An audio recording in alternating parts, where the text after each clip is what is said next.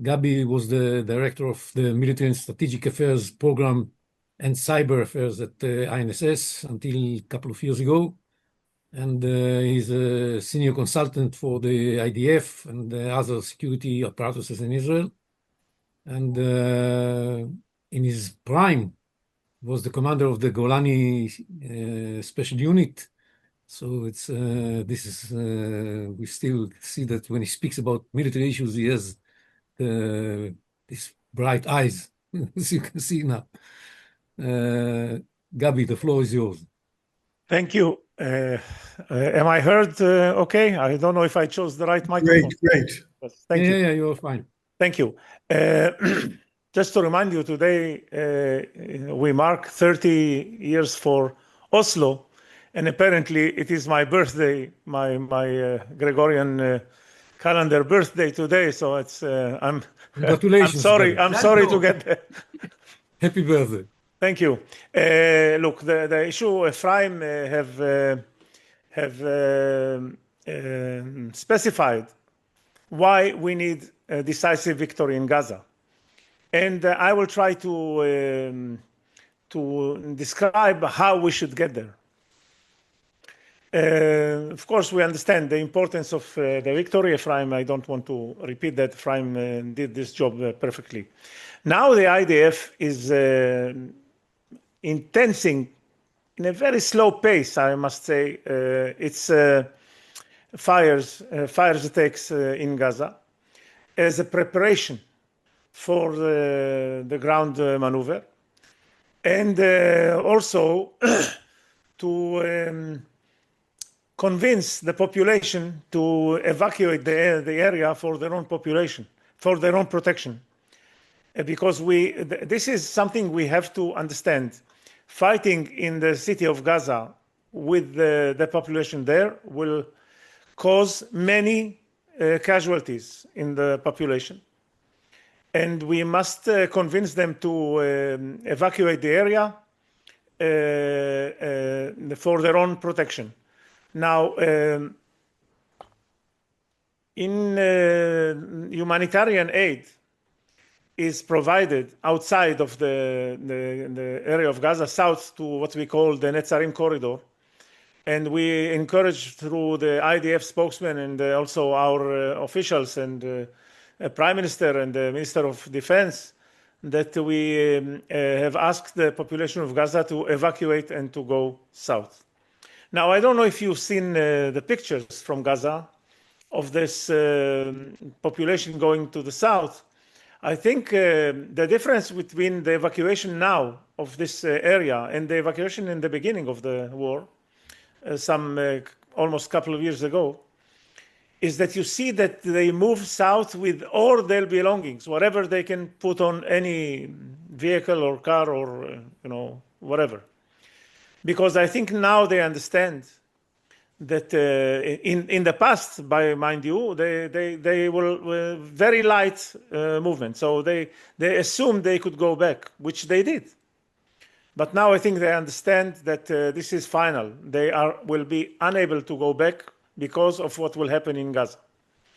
Now, to be able to conduct this operation, we must impose siege on the city of Gaza. Now, together with my colleague in the Institute, the researcher, Brigadier General Erez Winner, we have analyzed the legal and operational aspects of siege to find that siege is a commonly used practice according to international law. And of course, operationally speaking, it is very important. It will help weaken Hamas and help achieve our goal in a shorter time.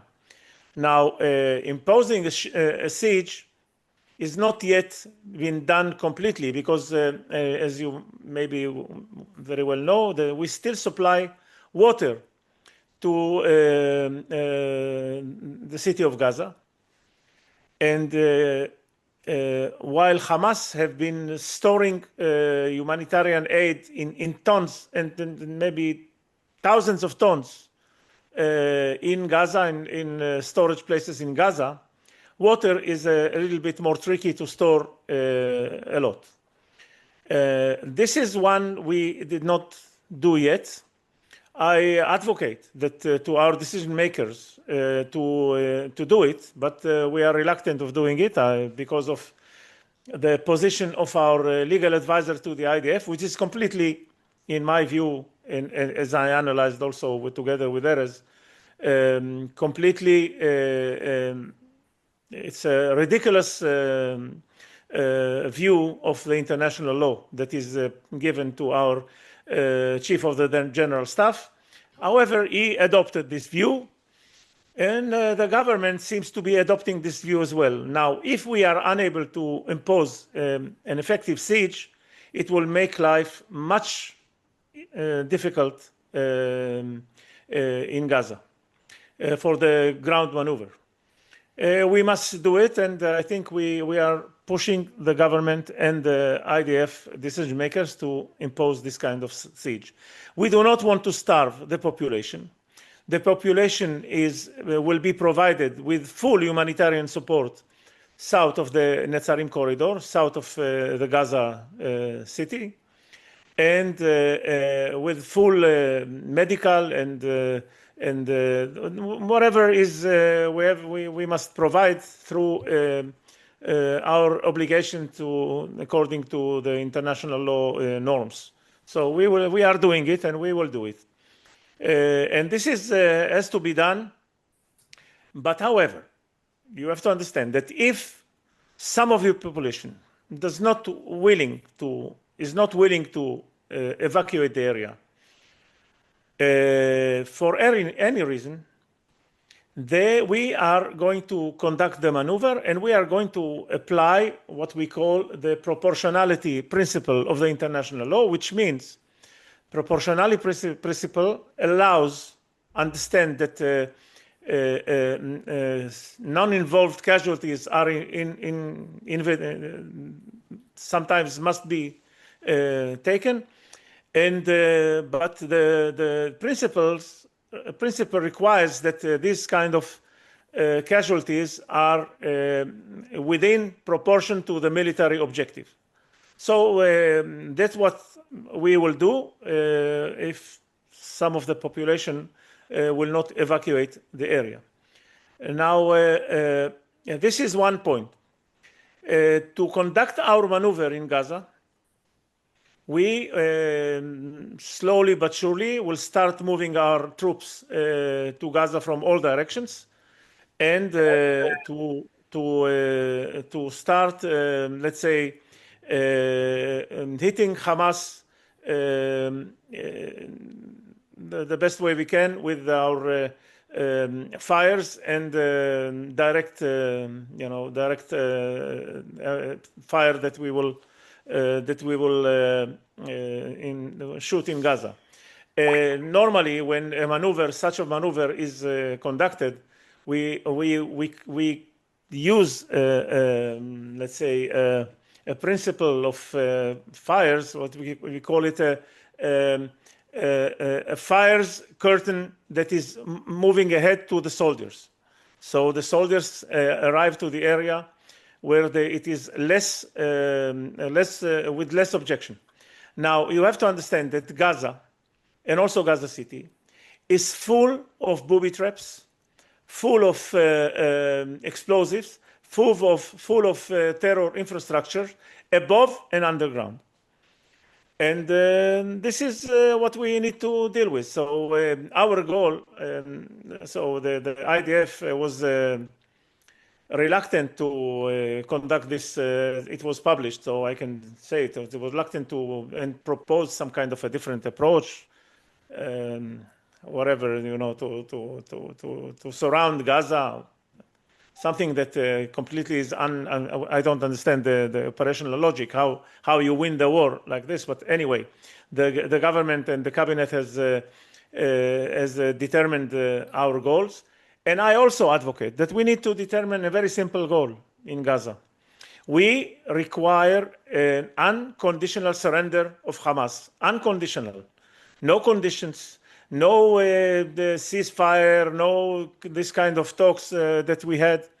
It's the same approach that the Allies have imposed on Nazi Germany, which they have requested unconditional surrender, and they achieved unconditional surrender. You have to understand that this war is compatible to the Second World War of Britain and the Allies, but mainly Britain. And this is our Second World War, and people are saying how it takes so long for a variety of reasons. Anyway, as the Ephraim also mentioned, we will be willing to fight this war until the final victory, until the absolute victory that was requested, as Roosevelt said, after the attack on Pearl Harbor. So this is our goal, and I think the IDF will achieve it because we are able to achieve it. Now, to fully, let's say, support our operation, we need to bomb all food and water reservoir in Gaza city, in the Gaza town, and to make sure that Hamas is not able to use all the reservoirs they have accumulated through the months and the years of the war. And this has to be done also as part of the job. So we need to go, as I mentioned, to have an effective siege to destroy whatever supply that exists for Hamas in Gaza, to evacuate the population outside of this area, and to conduct a very aggressive maneuver. Regarding the hostages, I just want to finish with that. There is no way to release our hostages. We have reached to a point that only force, this is the only way. So I don't know how will we do it, how maybe they will be put in risk. It's possible. But also our soldiers are put in risk. And also throughout all our history, every time we needed to rescue kidnaps, let's say in Entebbe, or in Savoy Hotel, or in Maalot terror attack, and a variety of, we had many incidents. Nachshon Waxman, who was also kidnapped. We have put in risk our hostages and our kidnapped captives, and also our soldiers. So this will be the same here. We don't have any other choice. There is no way to conduct this war and to find a way to put the kidnapped, our kidnapped or our hostages in a bubble of cotton in Gaza. There is no way. We have to conduct our operation and to achieve our goals. And as I mentioned, to achieve unconditional surrender from Hamas, this will be the quickest and the best way to release our hostages too. So with this point, I will, I'll stop my lecture.